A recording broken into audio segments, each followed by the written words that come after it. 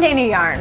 A common question that I get from a lot of my clients is, what's the best form of vegetables? I hear canned is really bad, and frozen aren't that good, and fresh is always the best. But most of my clients are very busy and they don't have time to grow their own fresh vegetable garden in the backyard, and they're kind of worried about what's in the supermarkets. Now, if these people were to ask me that 10 years ago, I would say fresh is always the best, hands down.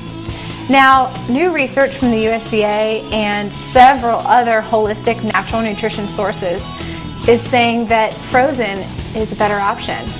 It sounds kind of weird because you would think, that's kind of processed. That's not the best option. But in actuality, it really is. The way that our food system is going, fruits and vegetables are picked at a low point of their nutrition value. And they tend to ripen on the trucks and the boats and the airplanes or wherever on the way to the store. So by the time they get into the stores, you're getting a piece of fruit or a vegetable that is at its lower nutrition content. Now, fruits and vegetables that are picked to be frozen are typically left onto the plant a little bit longer, or the vine or tree or whatever, and they're picked at their peak nutrition and they're flash frozen right away. So it goes right into the packaging, and once you eat it and defrost it, you're getting that vegetable or that fruit at its peak nutrition value.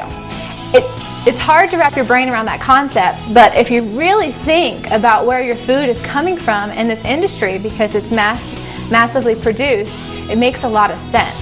Now, there are different ways to freeze vegetables and fruits, and it's important to look for something that is flash frozen and vacuum sealed. Because if it's not vacuum sealed, then you get fruits or vegetables with snow all over them.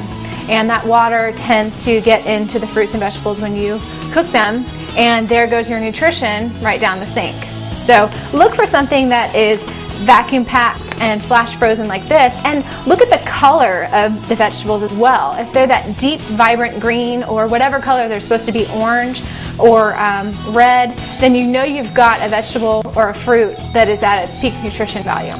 Alright, so I'm not telling you to go out and buy all frozen fruits and vegetables from here on out, but I'm saying if something is not in season and it's coming from a very far place, then frozen is probably your best option. But if something's in season and it's locally grown, or better yet, you are growing something in your backyard, then that's going to be at its peak nutrition value and you're going to get the most out of that fruit or vegetable.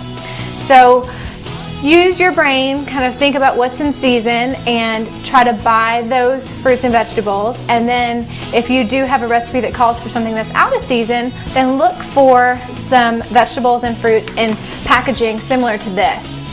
And of course, all natural is going to be your best option as well. So you don't want any preservatives in your fruits and vegetables. Sometimes if you look at the back of a package in the supermarket and you look at the sodium content of some of these vegetables, it's ridiculous because they're preserving them to be able to be packaged in a loose bag for a longer period of time. When vegetables are packaged like this, they are going to preserve themselves because there's no air in here.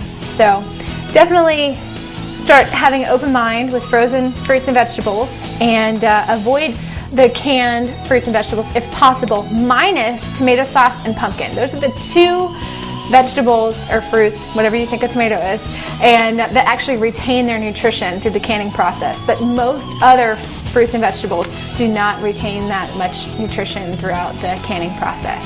Alright, so now you have no excuse for not getting those extra servings of vegetables in because you can buy them frozen. You're eating right with Dana Yarn.